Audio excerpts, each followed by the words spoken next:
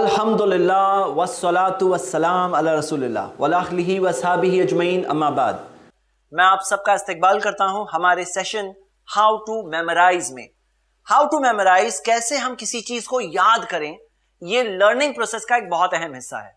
अगर कोई ये सीखना चाहता है तो यकीनन उससे पहले लर्निंग प्रोसेस को भी एक अच्छी तरह से सीखना चाहिए, जिसके ताल्लुक से बहुत अहम इंपॉर्टेंट टिप्स हमारे session on how to study effectively में आ चुके हैं।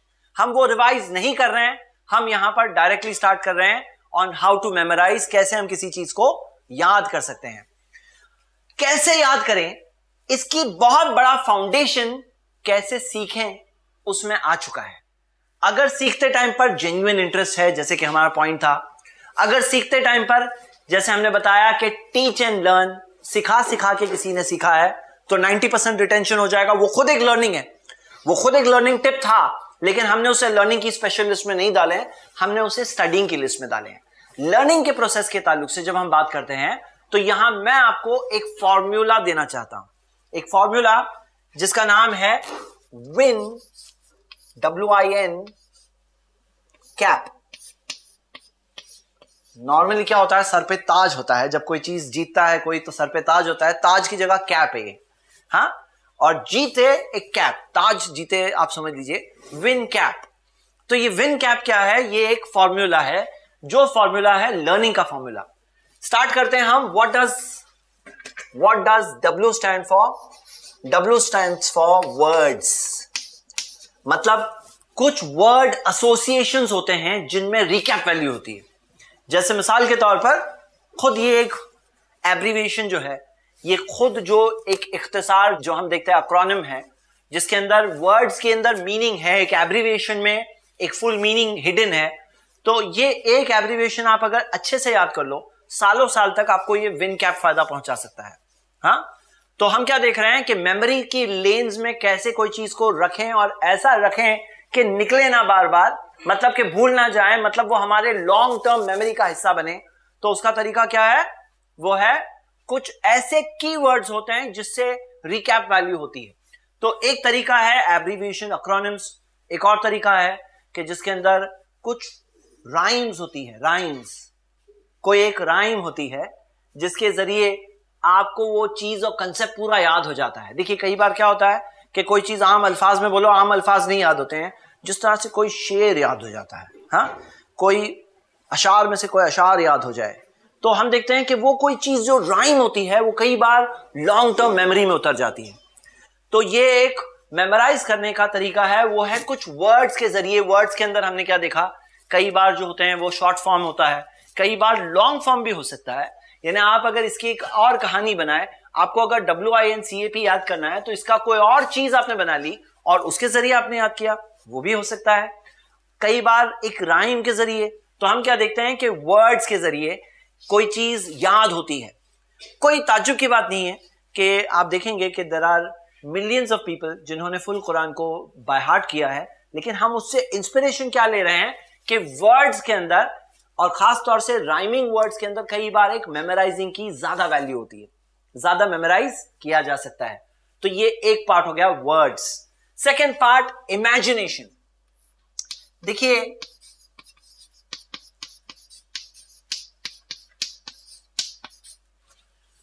मेमोरी तब बनती है जब इंफॉर्मेशन और इमेजिनेशन साथ में मिल जाए। अगर खाली इंफॉर्मेशन है, वो इंफॉर्मेशन जरूरी नहीं है मेमोरी बने, वो मेमोरी तब बनती है जब साथ में एक इमेजिनेशन आए। देखिए आप अगर इमेजिन कर सकते हैं कोई चीज, तो वो इमेजिनेशन आपकी लॉन्ग टर्म मेमोरी में आपका हिस्सा बन जाए। ये इमेजिनेशन बहुत ही इंपॉर्टेंट रोल प्ले करता है। कि जैसे मिसाल के तौर पे कोई चीज आप पढ़ रहे हैं, आप सीख रहे हैं, कोई भी प्रोफेसर हो, कोई भी टीचर हो जो कोई चीज सिखा रहे हैं, कोई भी ट्रेनर है वो कोई चीज सिखा रहे हैं, अगर आप सुनकर इमेजिन कर सकते हो उसे, वो चीज जो सिखाई जा रही है, सुनने से आगे अंडरस्टैंडिंग, अंडरस्टैंडिंग का हिस्सा है इमेजिनेशन। उसका इमेजिनेशन करें तो वो इमेजिनेशन एक हिस्सा है मेमोराइजेशन का। कैसे आप इमेजिन कर सकते हैं वो एक बहुत जरूरी बात है। जैसे मिसाल के तौर पर अगर आप किसी को देख रहे हैं, अब मैं चाहता हूं कि ये जो ब्रदर है, आपका नाम क्या है? आमिर शेख। आमिर शेख मुझे लाइफ टाइम याद रहे, तो मैं इनको इमेजिन करूंगा, हाँ, इमेजिनेशन में कनेक्ट करूंगा। इनका नाम आमिर, इनका इमेजिनेशन जहां कनेक्ट हो गया वहां पे वो चीज लॉन्ग टर्म मेमोरी का हिस्सा बनेगी। तो हम क्या देखते हैं कि इमेजिनेशन बहुत जरूरी है, और इमेजिनेशन के अंदर हमारे जो सारे सेंसेस है ना, आप देख नहीं रहे हो लेकिन इमेजिन करो कि कैसे दिखते हैं। मतलब कोई चीज आप सोच रहे हो, कोई चीज पढ़ाई जा रही है, कोई भी कंसेप्ट बताओ, आप कोई भी कंसेप्ट बताओ। जैसे फॉर एग्जांपल न्यूटन के सर पर जो एप्पल गिरा, तो आप उसे ऐसे इमेजिन करो जैसे कि आप देख रहे हो आंखों से, कानों से टक करके आवाज आई, सुन भी रहे हो। इमेजिनेशन में जितने सेंसेस को इन्वॉल्व करोगे उतनी स्ट्रॉन्ग और विविड इमेजिनेशन वो बनेगी, उतना ज्यादा आपके मेमोरी का हिस्सा बनेगी। मतलब साउंड और साइट और कोई चीज स्मेल, हाँ, कि स्मेल, कोई चीज की स्मेल आप इमेजिन कर सकते हो, हाँ, तो वो स्मेल आपके इमेजिनेशन से मेमोरी में जा रही है। मतलब आप स्मेल को इमेजिन करो, आप साउंड को इमेजिन करो, आप टच को इमेजिन करो, आप वो फीलिंग को इमेजिन करो, वो इमेजिनेशन मेमोरी बन रही है। तो जितना आप विविडली इमेजिन कर सकते हो कोई चीज को, उतना अच्छी तरह से वो चीज आपके मेमोरी का हिस्सा बनेगी। ये एक बहुत इंपॉर्टेंट रूल है मेमोराइजेशन का। अगर आप चाहते हैं कि कोई चीज आपकी मेमोरी का हिस्सा बने, तो उसके अंदर आपकी इमेजिनेशन बहुत पावरफुल होनी चाहिए। जितनी पावरफुल इमेजिनेशन उतनी स्ट्रांग मेमोरी। हाँ, तो ये हो गया सेकेंड पॉइंट। थर्ड पॉइंट, और ये एक बहुत इंपॉर्टेंट रूल है, जो है बहुत एक अच्छा, बहुत ही हेल्पफुल रूल है। नंबर्स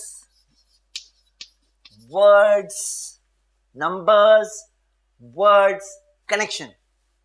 नंबर एंड वर्ड का कनेक्शन। नंबर एंड वर्ड का कनेक्शन, ये नंबर्स को याद करने में बहुत बेनिफिशियल होता है। कई बार ऐसा होता है कि कुछ लोग होते हैं जो नंबर्स में अच्छे होते हैं, कुछ लोग होते हैं वर्ड्स में अच्छे होते हैं, कुछ लोग होते हैं पिक्चर्स याद करने में अच्छे होते हैं। तो numbers, words which have picture memory, वो ऐसी चीज का कनेक्शन करना।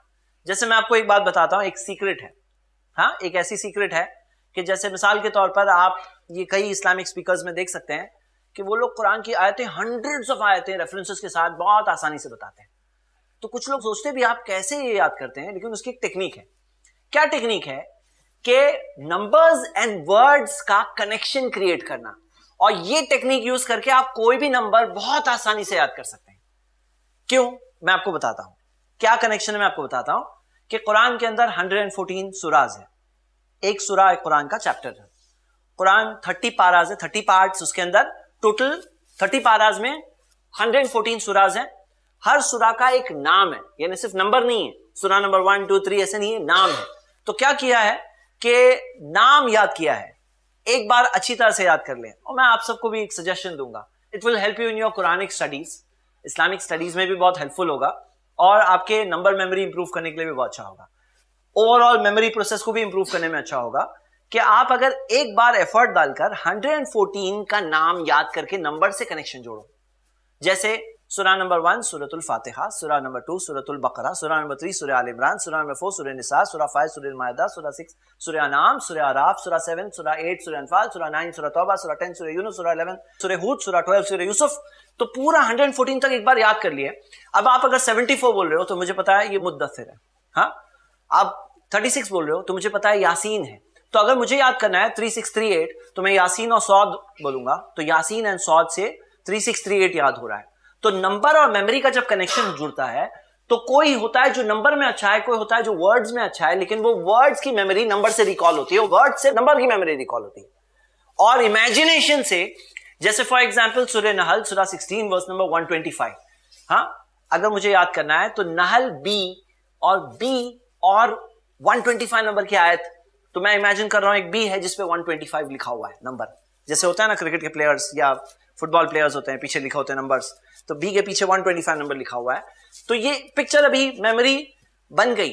तो हम क्या देखते हैं कि वो नहल यानी बी, शहद की मक्खी, हाँ, ये नंबर, वर्ड और जो वो कंसेप्ट है, जो पिक्चर है, उसको इमेजिनेशन से एक बहुत ही अच्छा प्रोसेस पैदा होता है जिससे आप नंबर्स मास्टर कर सकते हैं इंशाल्लाह। उसी तरह यहां पर ये इमेजिनेशन का हिस्सा है, ये भी एक इमेजिनेशन का हिस्सा है। तो WIN वर्ड्स, इमेजिनेशन, नंबर्स, ये मेमोरी के अंदर कैसे डालें वो बात हो रही है। डोंट फॉरगेट कि सिर्फ मेमोरी नहीं है, एजुकेशन का प्रोसेस इतना स्ट्रांग होना चाहिए कि वहीं से स्ट्रांग मेमोरी क्रिएट हो जाती है। लेकिन फिर भी मेमोरी में डालना है तो हम ये फॉर्मूला 6 पॉइंट्स का यूज कर रहे हैं इंशाल्लाह। फर्स्ट पॉइंट क्या है? वर्ड्स। सेकंड पॉइंट इमेजिनेशन, सारे सेंसेस को यूज करो। नंबर 3 नंबर्स, हाँ, विन। अब आते हैं कैप पर। ये ताज नहीं है, ये क्या है? कैप है, टोपी है। ओके, तो कैप के अंदर सी कनेक्शन, हाँ, कनेक्शन। आप जो कुछ याद कर रहे हो, अगर आप एक पॉइंट को दूसरे पॉइंट से कनेक्ट कर सकते हो तो ये स्ट्रांग मेमोरी क्रिएट होती है। जैसे आपको पता होगा कि मैं जब आपको पिछला सब्जेक्ट पढ़ा रहा था और 18 पॉइंट्स जो आपने याद किए, इंशाल्लाह मुझे उम्मीद है कि जो अटेंटिव स्टूडेंट्स हैं कम से कम 15 उनको याद होंगे इंशाल्लाह। कैसे मुझे वो कॉन्फिडेंस है? नॉर्मली क्या होता है कि 18 पॉइंट याद कराना आसान काम नहीं है। 18 पॉइंट याद कराना है ना तो आसान नहीं है, लेकिन मैंने उन चीजों को कुछ ना कुछ हुक से कनेक्ट किया, कोई ना कोई हुक देकर एक दूसरे से भी कनेक्ट किया, उसको कैटेगरी से कनेक्ट करने की कोशिश की। तो आप जो कुछ याद कर रहे हो, फर्स्ट पॉइंट को स्टोरी फॉर्म में कुछ कनेक्ट करो। जहां पे आपका एक पॉइंट सेकंड पॉइंट से कनेक्ट होता है और सेकंड थर्ड से कनेक्ट होता है, तो जैसे अलग अलग मोती पड़े हो, एक एक को ढूंढ ढूंढ के पकड़ना है तो मुश्किल काम है, लेकिन सब एक ही जब नेकलेस में पुराए गए हैं, हाँ, उसी के अंदर एक धागे के अंदर हैं, तो एक मिल गया तो दूसरा भी मिल जाएगा, सब एक के बाद एक आसानी से मिल जाएंगे। तो ये मेमोरी इस तरह से होती है, वो है कनेक्शन। तो कनेक्शन जोड़ना, जैसे हमने कैसे कनेक्शन जोड़ा? पहले कनेक्शन जोड़ा बिफोर, ड्यूरिंग, आफ्टर। बिफोर मिल गया तो ड्यूरिंग भी मिल जाएगा, आफ्टर भी मिल जाएगा। आपको सिर्फ बिफोर याद आ जाए तो ड्यूरिंग और आफ्टर भी याद आ जाएगा, ऑलवेज भी याद आ जाएगा। Before, during, after, always. तो हमने क्या किया? उसको कनेक्ट किया। वो कनेक्ट करने से स्ट्रांग मेमोरी पैदा होती है।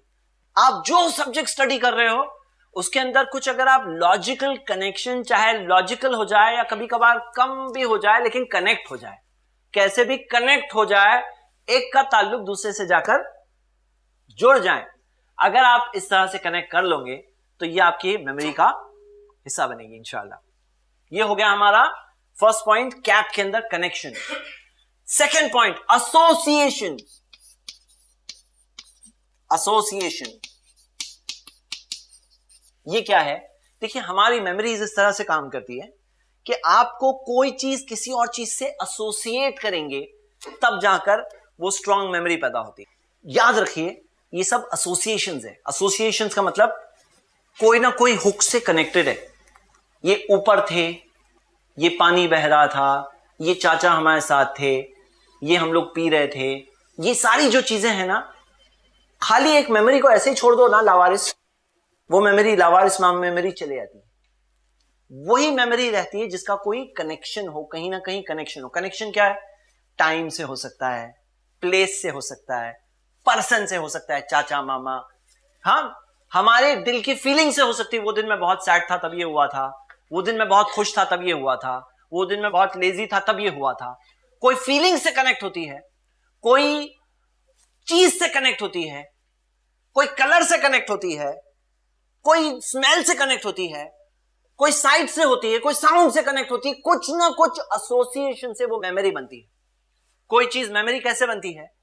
उसका कुछ ना कुछ हुक होता है, कुछ ना कुछ कनेक्शन होता है। यहां तक आके मैं आपको बताऊं, मेमोरी की एक बहुत ही अच्छी टेक्निक है, एक टेक्निक है कुछ याद करने की। जैसे फॉर एग्जाम्पल, आपको अपना घर याद है? हाँ, आपके घर में, आपके बेडरूम में, आप जो रूम में सोते हो, वहां पर क्या क्या है याद है? ठीक है, सब सिस्टर्स को भी याद होगा, कुछ ना वो याद है आपको। ओके, अभी आपको ये याद होगा, कुछ नहीं तो क्लासरूम तो याद ही होगा, आप एग्जाम देने गए हो कहीं याद है। अब हर चीज से कोई ना कोई चीज को कनेक्ट करो, एसोसिएशन क्रिएट करो। ये एक जबरदस्ती वाला मामला है। एक होता है खुद से एसोसिएशन है, जैसे उन्होंने कहा ना, बह रहा था पानी, चाचा थे साथ में। देखो, मुझे इतनी देर में याद नहीं क्योंकि वो मेरा कनेक्शन नहीं, उन्होंने कनेक्शन जोड़ के रखा है। तो एक चीज होती है कि कनेक्शन था पहले से, एक होता है जबरदस्ती का कनेक्शन। मालूम है, जबरदस्ती कनेक्शन भी चलते हैं। मिसाल के तौर पर कैसे टेक्निक से याद करते हैं? आपको याद करने हैं 5 कॉन्टिनेंट्स का नाम, कॉन्टिनेंट्स का नाम याद करने हैं। चलिए, आप लोगों को तो याद होगा, लेकिन जो पहली बार याद कर रहा है तो वो सोच रहा है कि मैं, ये फ्लोर जो है ना, ये है एंटार्क्टिक, हाँ, ये फ्लोर एंटार्क्टिक है, ये है आर्कटिक, और ये है पैसिफिक, और वो है एशिया। यानी आप ये वॉल को देखो, ये पैसिफिक है, इसको कनेक्ट कर दिया पैसिफिक से, इसको कनेक्ट कर दिया कोई चीज से, और इस तरह से अलग अलग ऑब्जेक्ट्स को अलग अलग चीजों से कनेक्ट कर दिया। तो आप अगर मान लो मिसाल के तौर पे स्टूडेंट बैठ के लिख रहा है, उसको याद करना है, तो उसने इसको कनेक्ट किया एंटार्क्टिक से, उसको कनेक्ट किया आर्कटिक से, उसको कनेक्ट किया पैसिफिक से, उसको कनेक्ट किया एशिया से। बात यहां यह है कि आप कनेक्ट कर सकते हैं चीजों को विथ एसोसिएशन। जैसे मिसाल के तौर पे आपके घर में आपका एक स्टडी टेबल है, स्टडी टेबल में टेबल से कोई चीज को कनेक्ट कर रहे हैं, ग्लास को कोई चीज से कनेक्ट कर रहे हैं, पेन को कोई चीज से कनेक्ट कर रहे हैं, वो pain is connected to something else. इस तरह से बड़े बड़े सब्जेक्ट्स भी याद हो जाते हैं। एक जगह को जबरदस्ती कनेक्ट करो कोई चीज से, हाँ, तो ये एक तरीका है to do it, association. First क्या है? कनेक्शन। कनेक्शन क्या था? स्टोरी को, उसे स्टोरी फॉर्म बनाओ, एक पार्ट को सेकेंड पार्ट से कनेक्ट करो। सेकेंड पॉइंट क्या है? एसोसिएशन। ठीक है, इंशाल्लाह आपको ये एसोसिएशन याद रहेगा, कनेक्शन, एसोसिएशन। थर्ड पॉइंट, और वो है पिक्चर्स।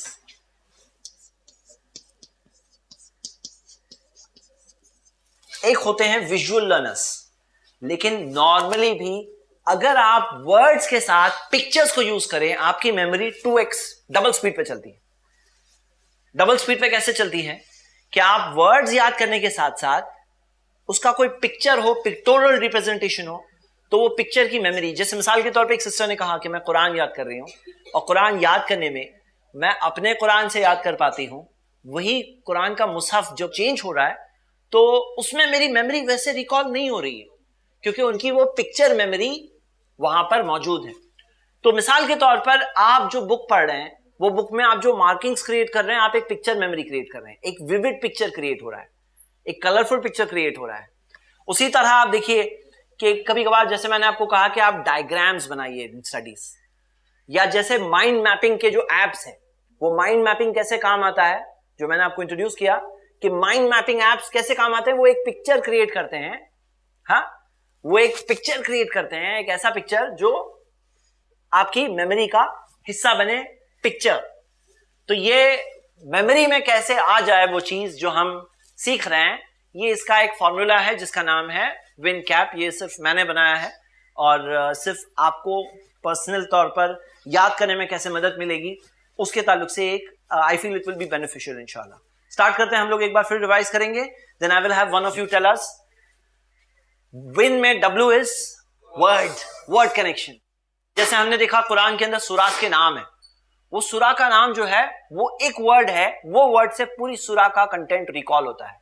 सूरे फील, अब सूरे फील जब सुने, फील मींस एलिफेंट, तो एलिफेंट के अंदर अब्राहा की जो स्टोरी है, जो सूरे फील सूरा नंबर 105 में मेंशन्ड है, वो पूरी की पूरी याद आ जाती है। हाँ, नंबर 2 इमेजिनेशन। जितना अच्छा आपका इमेजिनेशन है, जितना पावरफुल इमेजिनेशन, उतनी अच्छी आपकी मेमोरी हो सकती है। तो आपको जो चीज याद करनी है उसको इमेजिन करना है, हाँ, इमेजिनेशन।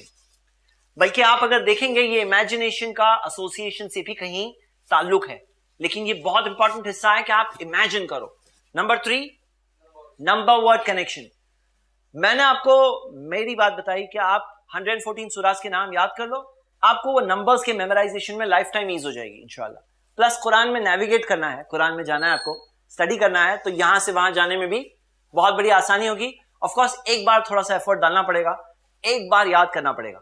एक बार याद कर लिए तो नंबर वर्ड एसोसिएशंस आपके बहुत स्ट्रांग हो जाएंगे, क्योंकि आपने वो चीज ली। आपको पता है कि वर्ल्ड के मेमोरी एक्सपर्ट से जब पूछा गया कि आप कैसे याद करते हो, मेमोरी चैंपियनशिप्स होती है, तो वो मेमोरी एक्सपर्ट्स ने जो अपनी सीक्रेट्स शेयर की, तो सबकी अपनी अपनी मेमोरी एसोसिएशन थी। मतलब उन्होंने नंबर्स को वर्ड्स के साथ एसोसिएट किया था। कईयों के इंटरव्यू में आया है कि उन्होंने फलाने 1 को A से एसोसिएट किया, 2 को B से एसोसिएट किया, लेकिन 1 को A से एसोसिएट करने में कोई पिक्चर दिमाग में नहीं आ रहा है।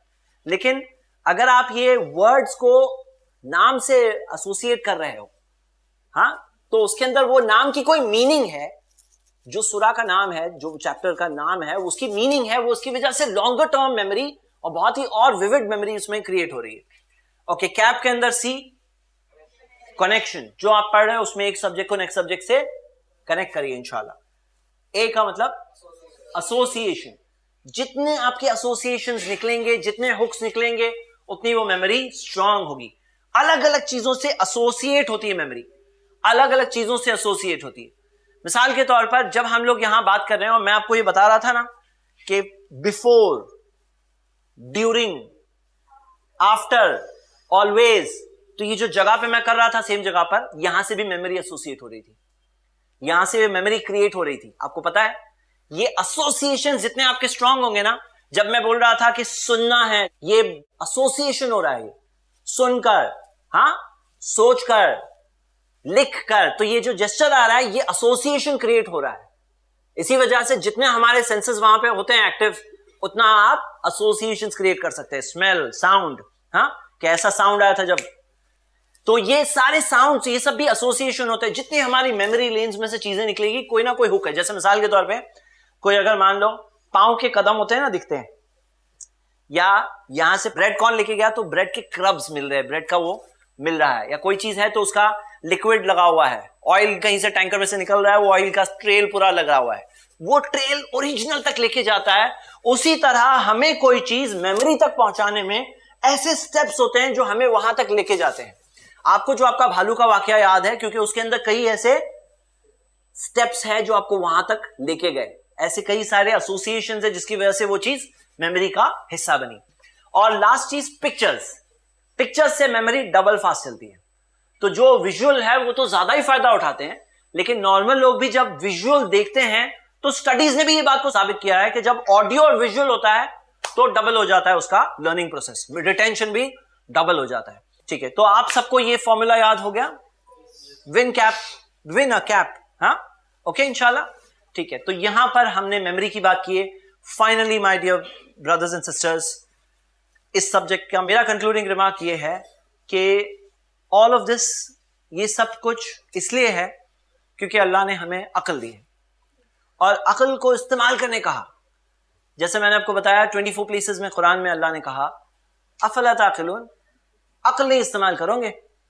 और मैं इसी चीज से खत्म करूंगा, सूरह मुल्क सूरह 67 की वर्स नंबर 10 एक बहुत ही इंस्पायरिंग वर्स है, जिसमें आता है कि पीपल ऑफ जहन्नम, जो जहन्नम में होंगे, वो कहेंगे लौ कुन्ना नस्माउ और नाक़िलु मा कुन्ना फी अस्हाबिस सईद, अगर हम सुनते और सोचते तो यहां नहीं होते। मतलब वो सुनते नहीं थे, नॉलेज नहीं एक्वायर करते थे। जो सुनना एक प्रोसेस है नॉलेज का, सीखते नहीं थे वो, सोचते नहीं थे वो। सोचते अगर रियलिटीज ऑफ लाइफ के बारे में सोचते, असल जिंदगी के बारे में सोचते, जिंदगी से हासिल क्या करना है वो सोचते, तो अगर वो सुनते और सोचते, तो वो अफसोस कर रहे हैं कि अगर हम सुनते और सोचते तो यहां नहीं होते, मतलब सोचते नहीं थे।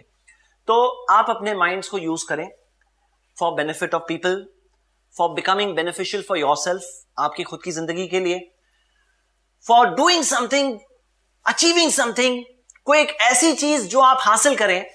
कई बार क्या होता है कि एक शख्स में एक पोटेंशियल होता है जो उसे अल्लाह ने दिया and he is not using that potential. वो यहां तक पहुंच सकता है लेकिन वो वहां पर ही रहना चाहता है। तो वी से कि नहीं, go ahead, seek the best for this world and for the life to come. तो आप अगर देखें कि अल्लाह ताला ने इंसान को टेस्ट के लिए भेजा है, this life is a test. Exam में क्या होता है कि आपको चीजें दी जाती है, क्वेश्चन पेपर है आपके पास, आंसर पेपर, कितने पेपर्स लेने हैं ले लो, कितनी आपको एक्स्ट्रा शीट्स लेनी है ले लो, फुल सप्लाई है, ताकि आपकी तरफ से कोई एक्सक्यूज ना हो कि मुझे पेपर नहीं मिला। आप बोल नहीं सकते कि मैं लिखना तो चाहता था, मुझे पेपर ही नहीं मिला, था मेरे पास बहुत था लिखने के लिए but they didn't give me, तो नहीं, बहुत फुल सप्लाई है। तो वो क्या चीज है कि this is an exam. Finally हम क्या यूज करते हैं इस कैपेसिटी का। लोग अपनी कैपेसिटी वेस्ट करते हैं, मिसयूज करते हैं, गलत चीजों में डालते हैं। और आपको पता है कितनी सारी ऐसी चीजें हैं जिससे श्रिंकिंग इफेक्ट होता है दिमाग के ऊपर, दिमाग श्रिंक होता है, दिमाग की जो कैपेसिटी है वो वेस्ट होती है, डिस्ट्रॉय होती है, डिस्ट्रॉय। उनमें से एक शराब है, अल्कोहल की वजह से, ड्रग्स की वजह से कैपेसिटी दिमाग की वेस्ट होती है। उसी तरह से म्यूजिक की वजह से, जो मैं आगे प्रूफ करूंगा आगे विद प्रूफ। हाँ, तो ये जो चीजें हैं ना जो कैपेसिटी को श्रिंक करती है, खराब करती है, वो चीजें हमें उससे बचकर उसको बेस्ट यूज करना चाहिए। बल्कि हमारा एक सब्जेक्ट आने वाला है कि how to control your mind, तो उसके अंदर हम माइंड के कैपेबिलिटीज के ताल्लुक से बहुत सारी बातें इंशाल्लाह करेंगे, बट आपके सवाल का यही जवाब है कि this is a test, exam है। फाइनली मिसाल के तौर पे कोई एक शख्स होता है जो बहुत पावरफुल है, बहुत ताकत है उसके पास, कोई है जो किंग है, उसके पास आर्मीज है, बहुत ताकत है, और कोई है जो गरीब है, हाँ, कोई है जो अपाहिज है। तो अब यहां सवाल यह है कि भले ही अलग अलग कैपेबिलिटीज है, the judgement will be according to the exam. आपका एग्जाम अलग है, मेरा एग्जाम अलग है, लेकिन जजमेंट फेयर होना चाहिए। अगर एक रेस हो जिसमें एक पांव वाला भाग रहा है, जिसके पांव दोनों फिट है, और एक वो शख्स है जो थोड़ा सा लिम कर रहा है, तो we will give him lot of lead कि भाई तुम इतना ही भाग लो, तुम्हारे लिए यही रेस है। तो different people have different exams, हर साल क्वेश्चन पेपर सेम नहीं आता एग्जाम में, लेकिन जजमेंट फेयर होना चाहिए। तो यहाँ पे सबका एग्जाम अलग है, कोई जो 10% तक जाएगा, कोई हो सकता है उससे आगे भी जा सकता था लेकिन नहीं गया। तो this is only so that एक चीज इंसान के पास है, रिसोर्सेज है दुनिया में, बहुत सारे रिसोर्सेज है। आपको पता है, मैं आपको एक मिसाल देता हूं, स्पेस जगह। मैंने कैलकुलेशन किया कि पूरी दुनिया में जितने 7.5 बिलियन लोग रहते हैं, 7.5 बिलियन यानी कि कितने 750 करोड़ से ज्यादा लोग रहते हैं। अगर सारे के सारे 750 करोड़ लोग अगर तमिलनाडु में होते, तमिलनाडु स्टेट है ना, पूरे 750 करोड़ लोग अगर तमिलनाडु में आ जाए तो पता है एक एक को कितनी जगह मिलेगी? जो कैलकुलेट किया ना, तो कितने स्क्वायर फीट मिलेंगे? I was surprise. मैं चाहिए तो नेक्स्ट सेशन में आप लोगों को विद फिगर्स दूंगा, यानी कि एक एक को अराउंड 400-500 स्क्वायर फीट मिलने वाली है। पूरी दुनिया खाली है, सब पूरी दुनिया तमिलनाडु में है, और एक एक को इतने स्क्वायर फीट का प्लॉट मिलेगा, एक एक आदमी को। इतनी जगह है जमीन में, फिर भी हमें कहा जाएगा कि नहीं बहुत कम जगह है, क्योंकि मैन ग्रीडी है। दिया तो अल्लाह ने बहुत है, दिमाग भी बहुत दिया है, जगह भी बहुत दी, खाने का भी कितना इंतजाम किया। अगर आप देखेंगे ना, दुनिया में इतना खाने का इंतजाम है, लेकिन मैन की सेल्फिशनेस बहुत बड़ा प्रॉब्लम है, जिसकी वजह से दुनिया भर में प्रॉब्लम्स क्रिएट हो रहे हैं। बस यही बात है, इट्स ऑल एन एग्जाम। अच्छा, गौर करोगे कुरान और हदीस से, प्रॉफेट मोहम्मद सल्लल्लाहु अलैहि वसल्लम और उनके कंपेनियंस, उनकी लाइफ से अगर देखें, ये सब्जेक्ट के ताल्लुक से स्टडी करें, तो क्या इंस्पिरेशन हमें मिल सकती है। मैं आपको कुछ बातें दूंगा, टिप्स। मिसाल के तौर पर बद्र की जंग हुई, बद्र की जंग के अंदर जो लोग लड़ने आए थे मक्का से, इनको क्रश करने आए थे, मारने आए थे, खत्म करने आए थे, लेकिन क्या हुआ कि जंग वो लोग हार गए और उनमें से कई कैदी पकड़े गए। मुस्नद अहमद में सही सनद से हदीस मिलती है कि नबी सल्लल्लाहु अलैहि वसल्लम ने वो कैदियों को ऑफर दिया, अय्युअल्लिमु औलाद अल अंसार अल किताबता, कि अंसार के बच्चों को लिखना पढ़ना सिखाओ। अंसार जो थे मदीना के रहने वाले, उनके बच्चे, वहां पे एजुकेशन बहुत कम थी, लिटरेसी कम थी। तो नबी सल्लल्लाहु अलैहि वसल्लम ने कहा कि तुम लोग यहाँ के बच्चों को, इतने बच्चों को पढ़ना लिखना सिखाओ, और फिर तुम इतने बच्चों को पढ़ा लिए तो फ्री। अब यहां क्या था कि वो लोग तो मारने आए थे, उनको बना दिया नबी सल्लल्लाहु अलैहि वसल्लम ने टीचर। हाँ, मतलब इमेजिन करो, दुश्मन को बना दिया टीचर, कहा तुम टीच करो। तो यहां क्या हम देख रहे हैं, एक बहुत इंपॉर्टेंट चीज सीख रहे हैं अबाउट सीकिंग बेनिफिशियल नॉलेज। और यहां तक कि एक दूसरे रिलीजन के थे, लेकिन उनके पास से भी ये चीज जो उनके पास है सीखो। उसी तरह आप देखिए कि कुरान के अंदर हल यस्तविल लदीना यालमूना वल लदीना ला यालमून, सूरा 39 वर्स 9, सूरह जुमर, इसमें आता है कि कहो क्या वो लोग जो जानते हैं और जो नहीं जानते, क्या वो एक जैसे होते हैं? तो आप देखिए कि कुरान के ये सारे वर्सेस जो इंस्टिगेट करते हैं, इंस्टिगेट मैं कह रहा हूं, सूरह आल इमरान की आयत नंबर 190, सूरा नंबर 3 वर्स नंबर 190, इसमें आता है कि कहो इन्ना फी खल्क़ि समावाति वल अर्द वख्तिलाफ़िल लैली वन नहार, आसमान और जमीन के क्रिएशन में, रात और दिन के ऑल्टरनेशन में, ला आयातुल लिउलिल अलबाब, सोचने वालों के लिए निशानियां हैं। तो यहां क्या है, बैठ के सोचो, सोचने वाले के लिए कुछ है उसमें, सोचो तुम, क्रिएशन ऑफ द यूनिवर्स के बारे में सोचो, आसमान रात और दिन जो हो रहा है उसके बारे में सोचो। तो कई बार आप देखेंगे, जो मैंने बीच में भी कहा था, कि ऐसे कई चीजों में इंस्टिगेट किया गया है। कोई ताज्जुब की बात नहीं कि जब मुस्लिम्स ने कुरान को स्टडी किया, तो आप देखोगे right from the time of नबी सल्लल्लाहु अलैहि वसल्लम, सहाबा, उनके अंदर वो स्पिरिट ऑफ स्टडी। नबी सल्लल्लाहु अलैहि वसल्लम ने ज़ैद बिन साबित को कहा था कि लैंग्वेज सीखना है, उन्होंने एक लैंग्वेज विद इन 1 वीक सीखी। वाई? सो दैट वो लैंग्वेज के अंदर कम्युनिकेशन किया जा सके। तो जो कम्युनिकेशन, जो नॉलेज का स्पिरिट था, जो उन्होंने बताया, ऑफ कोर्स उनका फोकस बहुत क्लियर था कि सबसे इंपॉर्टेंट नॉलेज सबसे पहले सीखना है, which is knowledge of our life, knowledge of our creator, हमारे क्रिएटर के बारे में, हमारी जिंदगी के बारे में, जिंदगी के मकसद के बारे में। उन्होंने सबसे पहले वो सीखा जो सबसे इंपॉर्टेंट नॉलेज है, लेकिन वहीं पे नहीं रुके, वो सारा बेनिफिशियल नॉलेज हासिल करने का स्पिरिट था। कोई ताज्जुब की बात नहीं कि उसके आगे के जनरेशंस में आप देखेंगे तो बड़े बड़े साइंस की डिस्कवरीज, ब्रेक थ्रू डिस्कवरीज, जब वेस्टर्न वर्ल्ड अपनी डार्क एजेस से गुजर रहा था 6th to 8th सेंचुरी, तो हम देखते हैं कि वो टाइम पर ये इस्लामिक वर्ल्ड के अंदर बड़ी बड़ी डिस्कवरीज हो रही थी, बड़ी बड़ी इन्वेंशंस बन रहे थे, यहां तक आके साइंस के कई सारे फाउंडेशंस जिसको लेकर साइंस ने बिल्डिंग ब्लॉक्स आगे बढ़े, वो फाउंडेशंस ये साइंटिस्ट ने, जो मुस्लिम साइंटिस्ट थे, उन्होंने ले किया था, जो डॉक्यूमेंटेड है, साबित है, जिसके बारे में पूरी खास प्रेजेंटेशंस हुए हैं और जो आप देख सकते हैं इंटरनेट पे अवेलेबल है। आगे हम क्या देखते हैं कि ये सारी डिस्कवरीज जो मौजूद है, ये सब क्या चीज का प्रेसिडेंट है, ये वहीं से आया था, वही इंस्पिरेशन से मिली थी। लेकिन आगे जाएंगे आप, तो आप आगे बढ़ते हैं तो करंट जनरेशन में, करंट टाइम्स में, पिछले 200 साल में, 300 साल में आप देखोगे कि ये टाइम में मुस्लिम्स ने कुरान को एक चूम के रख दी, वो बुक बना दी। उसका मैसेज समझना, उस पर गौर करना, उसको अंडरस्टैंड करना, उस पर डेलिब्रेट करना, वो नहीं किया। जहां वो खुद अपने रिलीजन से दूर होने लगे, नेम सेक होने लगे, तो कोई ताज्जुब की बात नहीं कि दुनियावी तौर पर भी जो डेवलपमेंट्स और ब्रेक थ्रूज, डिस्कवरीज हो रही थी, वो भी पीछे हो गई। जैसे दूसरी चीजों में पीछे गए तो ये भी पीछे चले गए। और आप अगर वेस्टर्न जो रिनेसांस से लेकर अभी तक का जो वेस्टर्न डिस्कवरीज का सिलसिला देखोगे, ये हिस्ट्री कितनी है, ये हिस्ट्री आप देखोगे पास्ट 300-400 ईयर्स की है। उसके पहले के 1000 ईयर्स में किसकी कॉन्ट्रीब्यूशंस थे जो आज बहुत ज्यादा हाईलाइट नहीं किए जाते हैं, लेकिन वो फैक्ट है। तो ये हिस्ट्री के अंदर बस वो बातें करके नहीं रहना है। वी वांट कि वो चीज एक इंसान फिर करे, जो हो चुका है वो फिर हो सकता है, क्योंकि वही बुक यहां भी पढ़ रहे हैं, लेकिन जो इंस्पिरेशंस ड्रॉ किया वो जनरेशन ने, वो इंस्पिरेशंस हम भी ड्रॉ करें उसमें से। देखें, अगर हम मेमोराइज करने में क्या कोई और किताब है, तो हाँ, कोई छोटी किताब हो सकती है दुनिया में, ऐसे कोई सर्वे नहीं किया है, लेकिन जो बड़े रिलीजियस स्क्रिप्चर्स हैं, वो रिलीजियस स्क्रिप्चर्स में आपको कुरान एक यूनिक बुक मिलेगी, जो इतने मिलियंस ऑफ लोगों ने याद किया है, लाखों लोगों ने जो याद किया है, इतना कि अगर आज सारे कुरान की कॉपीज वर्ल्ड में से लेकर के खत्म कर दीजिए, तो जितने लोगों ने मेमोराइज किया है उससे वापस बनाना कोई मुश्किल काम नहीं, क्योंकि इतने सारे लोगों ने याद किया हुआ है। यानी आप देखें, एक एक छोटी छोटी मस्जिद के अंदर रमजान में मल्टीपल कारीज होते हैं जो रीड करते हैं एवरी सिंगल मस्जिद में full Quran month of Ramzan में। और यहां तक आके आप देखोगे कि कितने सारे ऐसे भी होते हैं जिनको मौका नहीं मिलता है, जो कर नहीं पाते हैं, लेकिन इतने सारे लोग जो हैं, तो ये एक यूनिक चीज है। And this itself is a miracle, memorisation का मिरेकल, जिससे हमें बहुत सारी इंस्पिरेशन मिलती है।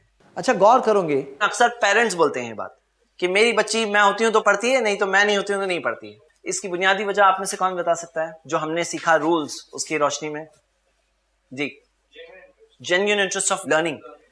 वो जेन्युइन इंटरेस्ट कहीं पर लैकिंग है, और कई बार ऐसा होता है कि बच्चे जो सीरियस नहीं होते हैं, उनके अंदर वो चीज कहीं लैक करती है, उनको धक्का मार मार के एक ऐसे स्टेज तक ले जाना पड़ता है जब वो जेन्युइन इंटरेस्ट क्रिएट हो जाए। लेकिन अगर जल्दी जेन्युइन इंटरेस्ट क्रिएट हो गया तो कितना अच्छा होगा। अगर वो अर्ली स्टेज पे खुद से क्रिएट हो जाए तो कैसा होगा। तो हमें स्टिम्युलेट करनी होती है कुछ चीजें, स्टिम्युलेट यानी कुछ ऐसी चीज होती है जो क्रिएट करने की कोशिश करनी होती है। जैसे मिसाल के तौर पे अगर कोई आके आपको टिकल करे तो आप हंसोगे, स्टिम्युलेशन है वो, हाँ। या कोई आके हो करे तो आप शायद डर जाओगे। तो कुछ होते हैं स्टिम्युलेशन, तो वो बच्चे के अंदर ऐसे क्या स्टिम्युलेशन क्रिएट कर सकते हैं कि वो बच्चा जेन्युइन इंटरेस्ट उसके अंदर क्रिएट हो। तो मैंने बीच में भी आपसे कहा कि इसके अंदर एक बहुत अच्छी चीज ये है कि आप सवाल पूछें। बच्चों की आदत होती है, बच्चे नॉर्मली क्वेश्चन मार्क्स होते हैं, मालूम है आपको, बच्चे क्वेश्चन मार्क्स होते हैं। और ये चीज के अंदर मैं आपको बता रहा हूं, अक्सर कहानी ये है कि बच्चा सवाल पूछ रहा है, अब्बा से, मम्मी से, टीचर से, जवाब नहीं मालूम है, या देना नहीं है, लेजी है, बताना नहीं चाहते, बच्चे को इंपॉर्टेंस नहीं देना चाहते। और होता क्या है कि बच्चे को जवाब नहीं देते, बोले मत पूछो ये सब, क्या सवाल पूछते रहते हो, क्या पूछते रहते हो, बंद करो। फिर एक टाइम आता है कि वो जो नेचुरल क्यूरियोसिटी थी वो दब दब के फाइनली खत्म हो जाती है। फिर वो बन जाता है धक्का मार के पढ़ रहा है। वो चीज को खत्म नहीं करना चाहिए। मालूम है क्या करना चाहिए? जवाब नहीं मालूम है ना, तो क्या करना चाहिए? जवाब नहीं मालूम है, क्या करना चाहिए? हाँ, मुझे नहीं मालूम है बेटा इसका जवाब, मैं मालूम करके बताऊंगा। या आपकी अम्मी को पूछो, हाँ, फादर को पता नहीं है तो, या आपकी टीचर को जरूर पूछना, मुझे भी बताना, पूछ के मुझे भी बताना। तो बच्चे के अंदर हो जाए, अच्छा मैं भी अब्बा को बताऊंगा। हाँ, तो ये जो चीज है ना उसको किल नहीं करना चाहिए। हमारे यहाँ क्या होता है ना, एजुकेशन प्रोसेस है ना रस्मी है। पता है आपको व्हाट इज एजुकेशन? क्या वो डिग्री का नाम है? Skill, knowledge. वो नॉलेज साइड पर, बस प्रोसेस है। प्रोसेस से गुजारो बच्चे को, स्कूल में भेजो। हाँ, लोग क्या कहेंगे? लोग क्या कहेंगे ना, to look good and to not look bad, ताकि बुरा नहीं दिखे। हाँ, तो बच्चों को वो प्रोसेस से गुजारो, बस ये प्रोसेस से गुजरेंगे बच्चे। और गुजर करके नहीं होता है ऐसे। We have to go back to the core. अगर हम रियल चीज पे नहीं जाएंगे ना तो वो स्पेक्टेकुलर रिजल्ट्स नहीं आएंगे। मैंने आपको स्टार्टिंग में क्या वादा किया? एक ऐसी चीज जो 99% ऑफ द क्राउड से आप डायरेक्टली आगे जा सकते हैं, एवरेज होकर। अबव एवरेज हुए ना तो अलग बात है, जीनियस हुए तो अलग बात है। With an average mind, with an average ability आप 99% से आगे जा सकते हैं। Just follow these rules. आप ये रूल्स को फॉलो करो, वो बच्चा भी जा सकता है। आपको धक्का नहीं मारना पड़ेगा, वो खुद करेगा। लेकिन आपके उसके अंदर फिर से वो चीज पैदा करनी पड़ेगी जो अगर मर गई है ना, उसके अंदर सवाल पूछने का स्पिरिट अब फिर से पैदा करो। अब उसको अंदर वो चीज पैदा करो। बेटा ये चीज का जवाब क्या है? अब आप पूछिए सवाल। बच्चे को आप पूछिए सवाल, तो बच्चा बोलेगा नहीं मुझे तो नहीं मालूम। हाँ, तो मालूम करो। ओके, तो we want to stimulate that. जैसे कोई एक स्टिम्युलस के जरिए वो चीज क्रिएट होती है, वो एक नेचुरल लर्निंग प्रोसेस पे बात जाएगी। देखिए क्या होता है ना, बच्चे नेचुरल लर्नर्स होते हैं। बच्चे नेचुरल लर्नर्स होते हैं, ये एक बहुत इंपॉर्टेंट बात है जी। लेकिन एक और चीज है जो बच्चों की भी लर्निंग प्रोसेस को मारती है, वो है ये आजकल जो डिवाइसेस आ गए हैं। हाँ, जो डिवाइसेस आ गए हैं और जो डिवाइसेस का नुकसान हो रहा है बच्चों के लिए। ऑफ कोर्स वो डिवाइसेस का अच्छा यूज भी हो सकता है, लेकिन लार्जली क्या हो रहा है कि वो गेम्स, हाँ, वो यूजलेस किस्म की कार्टून्स, कोई यूजफुल भी हो सकती है लेकिन अक्सर यूजलेस किस्म की कार्टून्स, वो चीज से क्रिएटिविटी अफेक्ट हो रही है। सर्वेज में ये बात आ चुकी है, स्टडीज में ये बात आ चुकी है। अच्छा, गौर करोगे रिस्पेक्टिंग द बुक के अंदर, देखिए कहीं पे कुछ एग्जैजरेशंस होते हैं। जैसे मिसाल के तौर पर अगर मैं अपनी बुक को कैरी कर रहा हूं और ले जा रहा हूं, मैं पढ़ रहा हूं, तो अगर मैं रख दूं कहीं पर सेफ, तो वो बुक जो मैं स्कूल की बुक, कॉलेज की बुक, स्टडीज की, एजुकेशन की बुक्स की बात कर रहा हूं, तो वो बुक्स को अगर मैं रख दूं, नहीं पढ़ूं, सेफ तो रहेगी, लेकिन उसके अंदर वो बात, वो यूज, वो इज्जत, वो रियल इज्जत तक वो बुक नहीं पहुंच पाई जो हम पहुंचाना चाहिए। तो रस्म से रियलिटी तक ये हमारे पूरी ट्रेनिंग का एक कोर है। From ritual to achievements, real learning, ये बहुत जरूरी है। तो वो रिचुअल में कई चीजें आती है कि जैसे बुक को नीचे रखो मत। अब कोई पढ़ रहा है, कोई साथ में रखा है, कोई पढ़ रहा है, 10 बुक्स फैली हुई है, तो अगर वो नहीं करेंगे, कोई चीज रिफर कर रहा है, क्रॉस रिफर कर रहा है, तो हम ये देखते हैं कि ये चीजों को समझना बहुत जरूरी है ताकि हम उसके रियल मकसद तक पहुंचे। तो रिस्पेक्टिंग नॉलेज का हिस्सा ये भी है कि हम उसको रियल रिस्पेक्ट दें, ना कि टोकन रिस्पेक्ट, टोकन। अच्छा, गौर करोगे कि मोटिवेशन को हम एक बार तो मोटिवेटेड हो जाएं, लेकिन how do we stay continuously motivated? Continuously motivated हम कैसे रहें? तो इसके अंदर आता है गोल। इसके अंदर आता है आपका गोल, लॉन्ग टर्म गोल क्या है, कहां पहुंचना चाहते हो, उसके स्टेप्स क्या है, इंटरिम गोल्स क्या है। ये टाइम तक मैं ये अचीव करूंगा, इंशाल्लाह ये फिर यहां पहुंचूंगा। ये गोल जो है आपके अंदर वो एक मोटिवेशन पैदा करेगा। इसी वजह से जब तक वो चीज इन प्लेस नहीं है तब तक वो सस्टेन्ड नहीं होगा। बाकी और सस्टेन करने के लिए मोटिवेशन को, हम इंसान है ना, माहौल का असर पड़ता है। We have to continuously feed our brain with positive reinforcements. Positive reinforcements देते रहना है। इसी वजह से to read the Quran daily, आप कुछ पढ़ेंगे तो उसके अंदर जो इंस्पायरिंग बातें हैं, जो हार्ट को शेक करने वाली बातें हैं, जो कुरान में दिया है, लो अंज़लना हाज़ल कुरान अला जबल, अगर ये कुरान पहाड़ पे नाजिल होता, ला रायतहु खाशियम मुतसद्दियम मिन खश्यतिल्लाह, तुम देखते कि पूरा पूरा पहाड़ रेजा रेजा हो जाता अल्लाह के डर से। तो वो पहाड़ को इतना हो जाता तो हमें कुछ ना कुछ तो होगा ही। सूरह हश्र सूरह 59 वर्स नंबर 21 है ये। तो हमें भी कुछ होगा, ये असर तो होगा और होता है। इसी वजह से पॉजिटिव रीइंफोर्समेंट कंटिन्यूसली अपने आप को देना बहुत जरूरी है। और जो लोग देते हैं तो उनको मोटिवेशन कंटिन्यूसली मिलता रहता है, नहीं देते हैं ना तो फिर वो सोडा वाटर इफेक्ट होना है। अच्छा, गौर करोगे कि कुछ बच्चे होते हैं जो बहुत ही बदतमीज हो जाते हैं और बात सुनते नहीं है, समझते नहीं है, ओबे नहीं करते हैं, डिसरिस्पेक्ट करते हैं। उनसे कैसे डील करना चाहिए? तो हमारे आज के टॉपिक से मैं कनेक्ट करके बता सकता हूं, क्योंकि जनरल लाइफ के अंदर तो बहुत से प्रॉब्लम्स हैं, लेकिन मेरा फोकस आज हाउ टू स्टडी इफेक्टिवली है। शायद आपका सवाल मैं कनेक्ट करके इस पर्सपेक्टिव में फिट करूंगा कि कोई मदर हो, ग्रैंड मदर हो, जो चाहती हैं कि मेरा ये बच्चा, हमारा ये बच्चा पढ़े, और पढ़ता नहीं है, सुनता नहीं है, डिसोबे करता है, डिसरिस्पेक्ट करता है, बातें बोलता है इन रिटर्न, उसको क्या करें? तो जनरली मैं आपको बताऊं कि सारी चीजों में इंसान जो होता है ना, हम इंसानों के साथ पाला पड़ता रहता है, घर के अंदर भी और बाहर भी। ये सबके पास दिमाग है, और वो दिमाग के अंदर कुछ ना कुछ रीजनिंग चलती है। वो रीजनिंग में जहां हम अपनी बात को पुट अप कर सकते हैं विद गुड रीजन, वहां जाकर वो बात एक्सेप्ट हो जाएगी, वहां जाके वो चीज के अंदर बेटर रिजल्ट्स आएंगे। देखिए, ये प्रॉब्लम्स दुनिया भर में है, हम सिर्फ बच्चे के हद तक नहीं बोल सकते हैं, बाहर भी है, पड़ोसी के साथ है लोगों को प्रॉब्लम। पहले दोस्त था, बन गया दुश्मन, ऐसे भी केसेस है। रिश्तेदारों के अंदर प्रॉब्लम्स होते हैं कई बार। सबके पास एक चीज याद रखिए, एक दिमाग है, और वो दिमाग के अंदर आप सबको मैं बात कहना चाहता हूं कि पुट अप पॉजिटिव थिंग्स। कैसे हम अपनी बात को विथ रीजनिंग प्रेजेंट कर सके। मिसाल के तौर पर कोई बच्चे को अगर कोई बात कहनी है तो उसको मनवानी है, तो हम उसे उसकी रीजनिंग समझाएं कि बेटा ये है, देखो तुम्हारा बेनिफिट है, ये मैं अपने लिए नहीं बोल रहा हूं, तुम्हारे लिए बोल रहा हूं। उसको ये बात समझ में आ जाए कि दिस इज फॉर मी, क्योंकि हर कोई खुद को तो बचाना चाहता है तकलीफ से, परेशानी से, मुश्किल से, खुद के लिए तो भला ही चाहता है, अच्छी अच्छी चीज मुझे मिले, चॉकलेट वगैरह अच्छी फायदा हो। तो उसको बताएं कि बेटा तुम्हारे लॉन्ग टर्म बेनिफिट के लिए मैं बता रहा हूं। अगर एक बोल रहे हैं मैं बोल रहा हूं मेरी बात सुनो, तुम मेरी बात नहीं सुनते, आप उसे मत बोलो इस तरह। आप ये बोलो बेटा तुम्हारी बात है, ये तो तुम्हारे लिए है। यू एटीट्यूड, मी एटीट्यूड की जगह यू एटीट्यूड, जहां पे हम वो यू एटीट्यूड से बात करेंगे कि तुम्हारा बेनिफिट है, देखो तुम्हारा फायदा होगा, देखो तुम्हारे लिए ये है, तुम विजन बता दो उसे, ये हो तुम, और ये नहीं किए तो ये हो तुम, क्या चाहिए तुम्हें, ये चाहिए, ये चाहिए।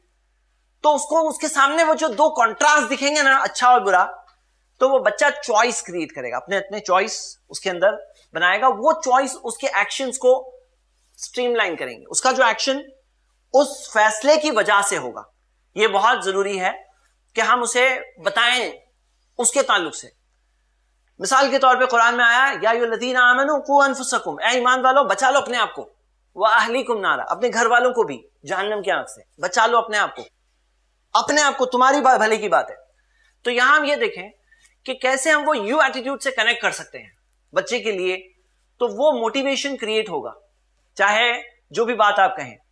और ऑफ कोर्स बुरा कोई करे तो उसका एक जवाब देना चाहिए अच्छा करके, बुरा करे तो उसको समझाकर, बताकर। और कभी कभार, जैसे आपका मेन कोर क्वेश्चन क्या है, क्या बॉयकॉट कर सकते हैं, आपका ये सवाल था, क्या हम उसको बॉयकॉट कर सकते हैं, क्या उससे नाराज होकर। बॉयकॉटिंग में रूल है, क्या रूल है, हम वो बॉयकॉटिंग किसके लिए कर रहे हैं, खुद के लिए कर रहे हैं कि मुझे गुस्सा आया है, गुस्सा उतारना है मुझे, बस मैं भी तुमसे बात नहीं करूंगा। तो मैं आप सबको बता दूं, अपना गुस्सा उतारने के लिए मत करो तो उसके भले के लिए करो। और उसके भले के लिए करने की जहां बात है, तो हम जब भले के लिए करेंगे तो तब करेंगे जब भला होगा। मैं आपको दो मिसालें देता हूं प्रॉफेट मोहम्मद सल्लल्लाहु अलैहि वसल्लम की लाइफ में से।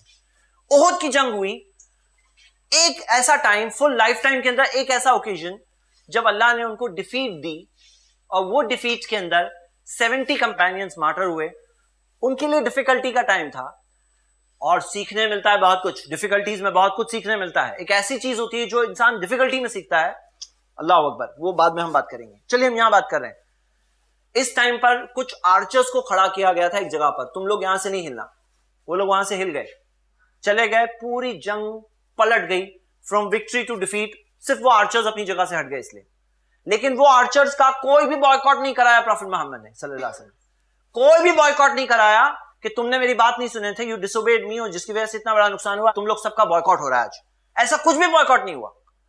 लेकिन हम देखते हैं कि जब 9 हिजरी में पहुंचते हैं, वो 3rd ईयर आफ्टर माइग्रेशन है, ये 9th ईयर आफ्टर माइग्रेशन है हिजरी। तबुक की जंग में 3 सहाबी कहा गया था जाने के लिए, नहीं गए थे, और ये जो नहीं गए थे इनका बॉयकॉट कराया गया। इतना बॉयकॉट कि लास्ट में उनकी बीवियों को कहा गया कि आप छोड़ दो अपने शौहर को, अपने हस्बैंड्स को छोड़ दो। इतना सिवियर बॉयकॉट इनका हुआ। तो सवाल ये कि वो लोगों का बॉयकॉट नहीं हुआ, इनका बॉयकॉट इतना क्यों हुआ? क्यों? क्योंकि वो टाइम ऐसा था, यहां पे सिचुएशन ऐसी थी कि इस वक्त पर अगर बॉयकॉट होता तो ये ऐसा टाइम था, एक न्यू टाइम था। मुस्लिम सोसाइटी अभी न्यू थी मदीना में, यहां पे ये लोग एस्टैब्लिश हो चुके थे, कोई लेसन सिखाने था तो लेसन सिखाया गया इनको, इतना कि इनके लिए बहुत बड़ा लेसन बन गया, सीखे वो उस लेसन को। पॉइंट क्या सीख रहे हैं हम लोग कि बच्चे का बॉयकॉट तब करें जब बॉयकॉट से फायदा हो। अगर आप 3 दिन बात नहीं करेंगे और बच्चा अगर सुधर जाएगा तो कभी कर सकते हैं, कभी, हमेशा नहीं, उसकी वैल्यू नहीं होती है, कभी कर सकते हैं। लेकिन अगर मान लो कि आप बॉयकॉट कर रहे हैं और बच्चा और बगावत पे उतर आया, बोले अभी मैं तो जा रहा हूं, फ्री हो गया मैं तो, जैसे मान लो नेक लोग थोड़े से हों और वो बुरे लोगों का बॉयकॉट कर दे, तुम लोग सबका हम लोग बॉयकॉट कर रहे हैं, तो क्या होगा, उल्टा खुद का बॉयकॉट हो गया ना। लेकिन अगर नेक लोग ज्यादा हो और कोई बुरा बन रहा है तो देखो तुम बुरे बनोगे ना, तुम्हारा हम लोग बॉयकॉट करेंगे, तो ये बॉयकॉट का असर होगा। तो बॉयकॉट का कायदा यह है कि तब बॉयकॉट करो जब उसका असर हो, उसका असर नहीं है तो मत करो। और खुद की ईगो को फीड करने के लिए मत करो कि मुझे गुस्सा आ गया इसलिए, नहीं, गुस्से के लिए मत करो, सामने वाले के लिए करो, टू बेनिफिट हिम, उसको फायदा पहुंचाने के लिए करो। ये एक बहुत इंपॉर्टेंट कायदा है हमारे लिए। तो हमने आज जो सीखा उसे कैरी फॉरवर्ड करें आगे इंशाल्लाह। एजुकेशन, नॉलेज, मेमोराइजेशन इंशाल्लाह। अस्सलाम वालेकुम रहमतुल्लाह। सुब्हानकल्लाहुम्मा बिहम्दिका व अशहदु अल्ला इलाहा इल्ला अंता वस्तगफिरुका व अतूबु इलैक।